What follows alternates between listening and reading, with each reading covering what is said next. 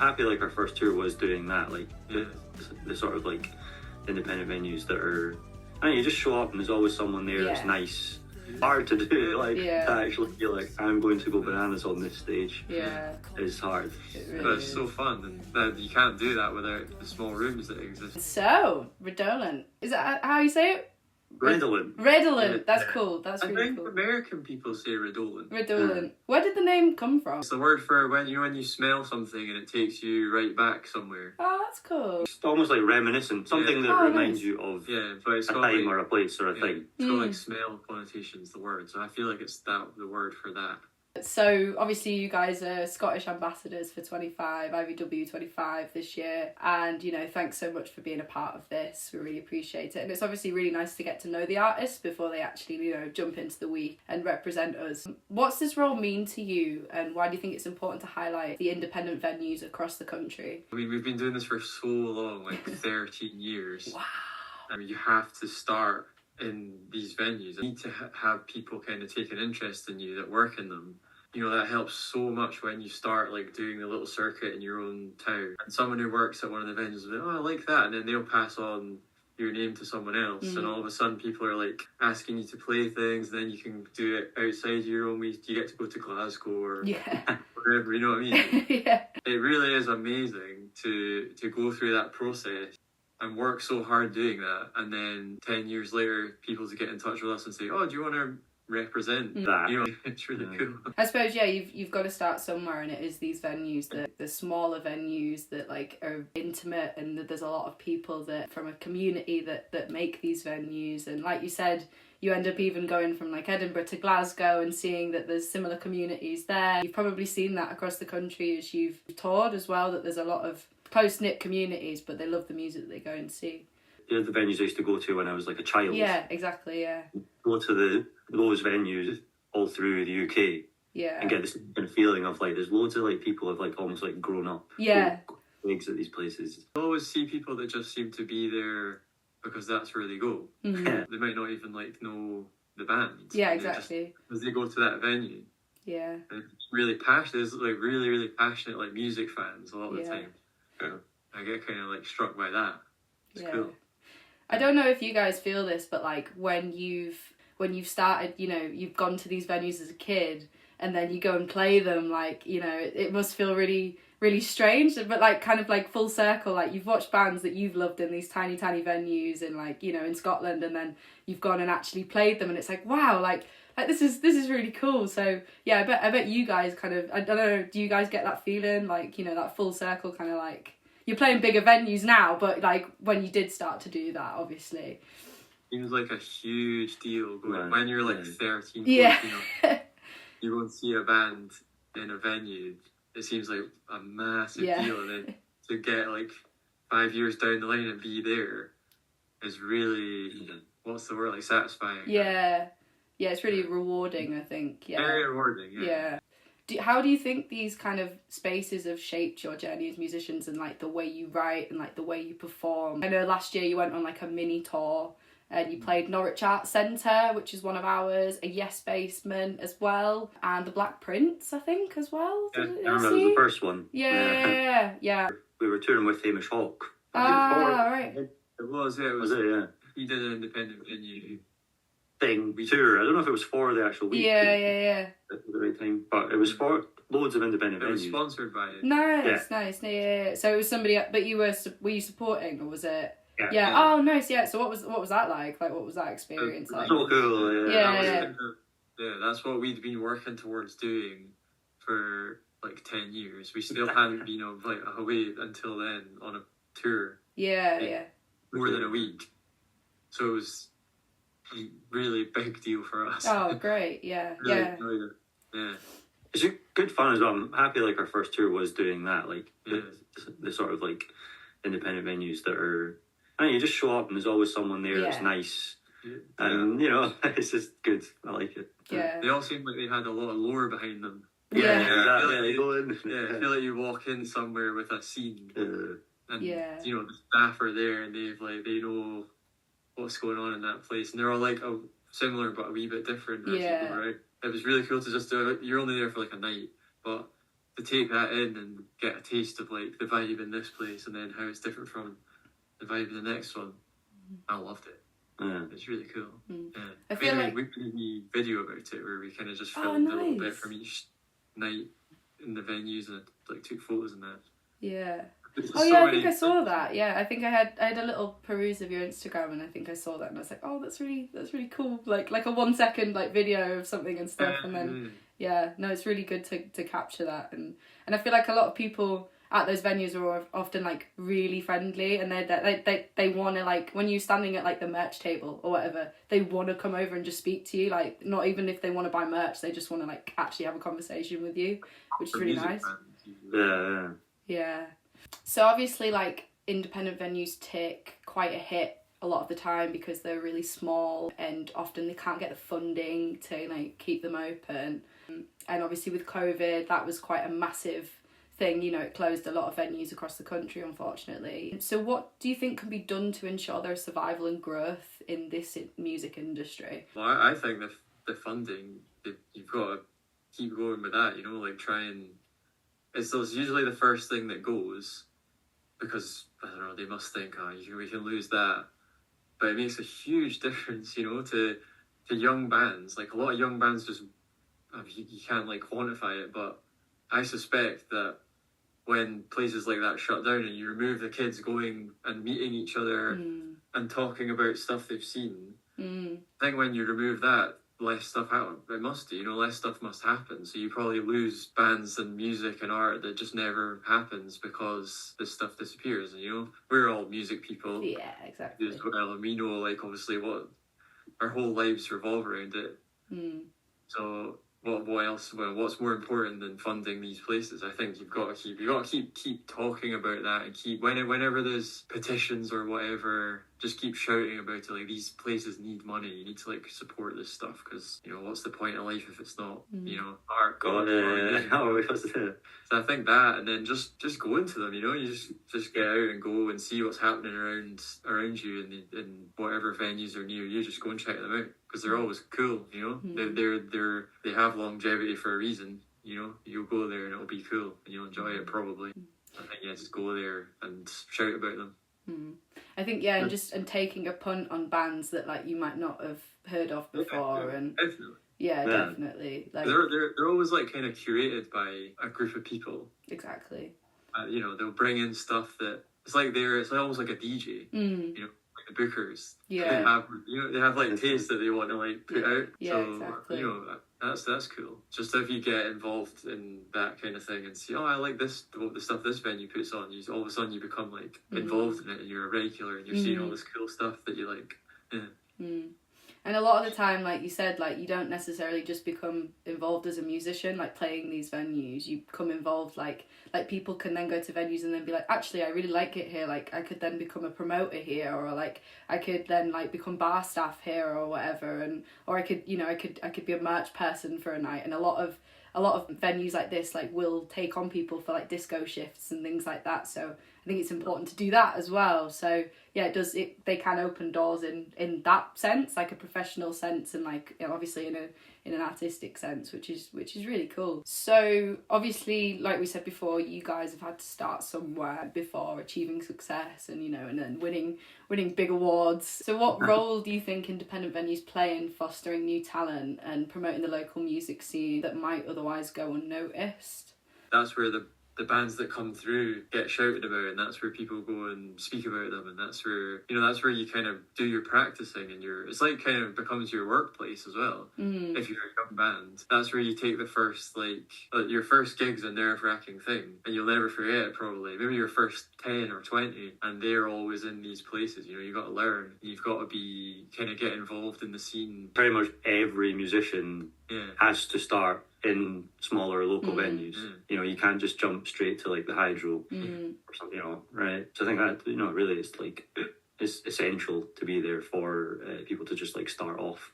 And then even once you're like, they're my favorite gigs, even once you're sort of more established, it's the best place to see people. It's just so much more, I don't know, that's what a gig is to me. Like I sometimes like don't enjoy this kind of bigger like arena ones. It's funny because like it seems as though you're working towards getting more and more bigger and bigger rooms or festivals or whatever. But the best of it to me is the small room. Yeah. It's like you start there, but it's the best format, I think. The best vibe. So it's like you're working towards some sort of lesser version of the small room vibe, Yeah. I always feel like you get a better response in smaller venues as well. Like on a massive stage, you probably don't you don't get, the lights are always dark. You can't really see the audience, and you don't really, you hear them, but you don't necessarily know, you don't have that connection with them. Whereas in a smaller venue, you can make eye contact with people, and I always feel like that's quite a special thing as well. And especially if you're an upcoming band, it's really nice to have that from the get-go. What was like the biggest sort of lesson you kind of learned when you started out? Like, what was the hardest thing that you had to learn as a band? Just, I mean, to take the step to go on stage. A lot of people I meet in bands are very like social butterfly, outward, people that I feel like, oh, maybe that was a bit easier for you. But it is like a big deal to just say, I'm going to do this. I am going to fucking go on a stage. Yeah, exactly. Sing or play whatever. I think that for me was the biggest thing. Just saying that and then committing and doing it was like jumping into, it was like taking a huge jump. So it was just confidence, and then once you've done it, there's so much to learn. You've got to learn stage presence and your craft. So, but I think the main one, was just the taking the jump, like confidence and just learning your craft. I think that was after the first. Yeah, the exactly. First was like just getting on there. Yeah. Like just getting past out of the comfort zone, out of the comfort zone, and then after that comes like years and years of hard work, like practice at being on stage and entertaining people. Not just like staring at your feet. Actually, like it's tough. It's hard to do. Like to actually be like, I'm going to go bananas on this stage. Yeah, it's hard. It really but it's so fun, and that you can't do that without the small rooms that exist. Exactly. Yeah. What was the first venue that you actually played? Like, can you remember like all those years ago? March in Edinburgh. Oh, wow, okay. March 2nd, 2012. Wow. My best friend's high school's birthday. I remember he was there. Oh, that's so cool. Oh, it's nice that you can actually like think back to that and actually like remember that, because there's a video on YouTube, so it's always that's great. Yeah, it's always there. It all follows us around. Yeah. You can always watch it and go, oh, we did this. Oh, why did we say that? Like, that's so cool. Oh, nice. Yeah, I'll watch. I'll try and find that video.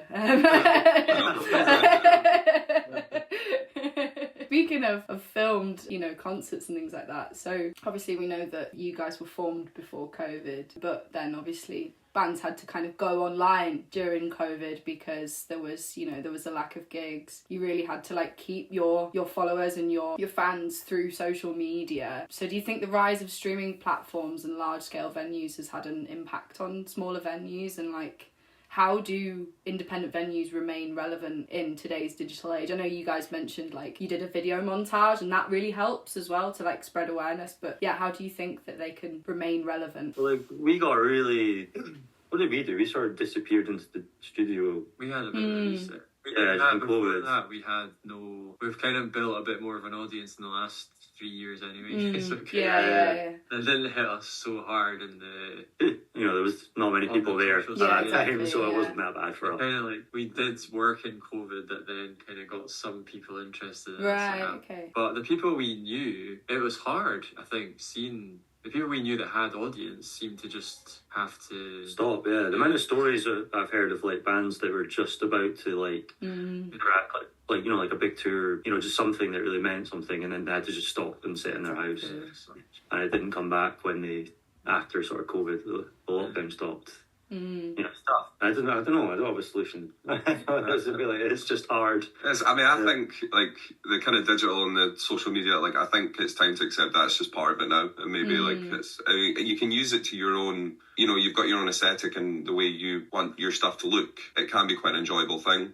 So I think it's, I think that maybe that's something more independent venues can do, really. Yeah, I think that, yeah. I don't see that many of them kind of doing a lot of advertising on, like reels and the new stuff. Because I think maybe they're all run by, like, 30-plus-year-olds. So it's like they need to hire like kids to do their stuff. You know what I mean? Yeah. That's what I would do if I was running one. I'd be like, right, I need to hire some TikTok kids to like getting on the videos. You know what I mean? Yeah. I actually have noticed that. Like anytime I see stuff promoting the gigs, it'll be like Facebook, some sort of landscape thing. It's like, it doesn't look. I feel like maybe social media teams, they need to like hire kids, get kids involved. You're not wrong. Yeah. And I get that it's really daunting for these teams to kind of step into a world where social media is so relevant and such a massive thing. But like you said, a lot of these venues are, you know, run by older communities that tend to have, you know, older members of their team working for them. But yeah, you're totally right with like hiring maybe people and trusting people, like, you know, younger people to kind of to do it for them in a way that still feels intimate and still feels like community based. Kind of grumble about that sort of thing when you're, you know, when it's new and it's to you and it's hard to work out. But I think it's worth working on. You know what I mean? The places that people are running are so important to the culture of the areas. Definitely. It's worth putting the work in on that side of it, because that's the way the world's going. You know what I mean? I think it's time to just like accept we need to fit in with this. We need to hire kids that know what they're doing and make it relevant to, you know, to young people. Totally, yeah. On the internet, because that's what happens now. Yeah, Yeah, something like people, you know, there's a bit of a rejection of it still. Like, oh, that's whatever. But I think it's worth putting the work. You know, anything's going to be hard work. So it's worth definitely. Yeah, see that? You see it with like massive companies and stuff sometimes now, where their social media team is clearly like one person that's quite young just taking the piss a bit. Yeah, exactly. Yeah. It kind of works, and I'm suddenly like, oh, I like that thing subconsciously. Yeah, exactly. For venues. Yeah, exactly. Like, what do you think? Like in terms of your own kind of, like, I'm assuming that you're you don't have a team. Like, obviously you do like a management team, but you don't have like a management, like a promotional team behind you, do you? Like a social media, you just do it all yourselves, like DIY. Yeah. So like, what have you found like works for you? Like, do you do reels work best for you, or like do you know what I mean? Or like, what do you film that does the best, and like, what do you think people like the most?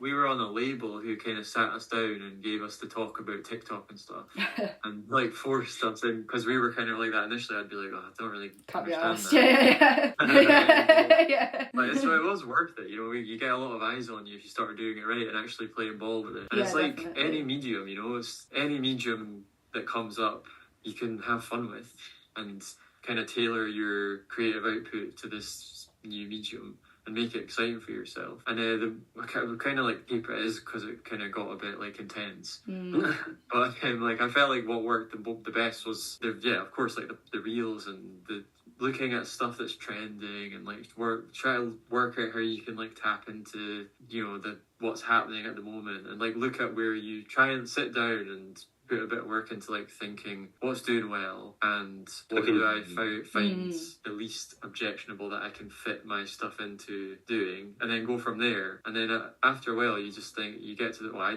got to the point where I was like, I actually like doing this, and what I'm putting out isn't totally cynical, you know. It's just kind of like an adapted version of what I would have done anyway. Yeah, I think it's like the music, where it takes a little bit of time to find what you are, where like, you know, when we first started doing it, you're kind of making some stuff and going like, oh, this is cool and it's done quite well, but I find it a little bit like, oh yeah, it's kind of cringe or whatever.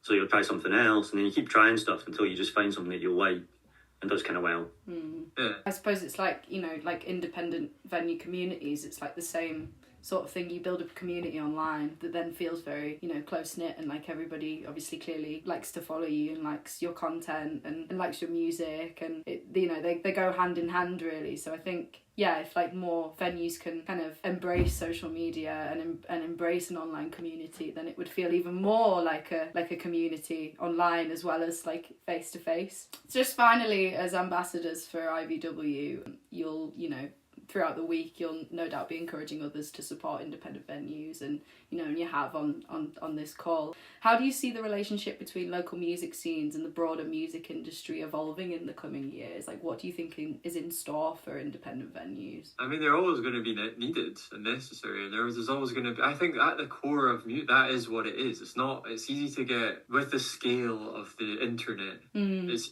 kind of look at that and think this is what music is, but it's not. Like, music is what people make and go out and play to each other. You know what I mean? When it comes right down to it. So it's not, that's never going to disappear. There's always going to be someone playing something in a venue near you, like, for sure, unless you're in the middle of nowhere. So I think... Yeah, I feel like you can worry about it. It's easy to worry about the internet. But you know, it comes down to, we are all physical humans that want to show up to a physical place, and I want it to be local. You know, you really do, like, people like local stuff. Yeah, exactly. Yeah, so I feel like, I don't know, I have my fears of losing independent venues, but I also think they will and should always be there. If a venue has enough people around it and supporting it and going to gigs, and, you know, or even just like going and having a pint, like I'm based in Leeds, and there's quite a few venues in Leeds that you know, you can just go and do that. You don't have to see a band or whatever. I think if people can just keep doing that, there's enough to keep them alive. It's just, obviously, you know, it is a bit of a struggle. But then it's nice to see bands like you, who obviously, you know, have had quite a lot of success, and like, you're still building your career, but you're still going back to these venues, you know, and still showing them that actually we have quite a big following, but we can play these venues as well. Is there anything else you'd like to add, or anything just on top of Independent Venue Week, like a final sort of message or anything? Just delighted to be part of it. Yeah, that's great. That's great. No, we're delighted to have you on board as well. Like, it's really nice to see like a fresh kind of young band like actually on board with such a great album as well. I have had a listen, and it is amazing. It's really, you have such a cool sound, like such a unique electronic sound.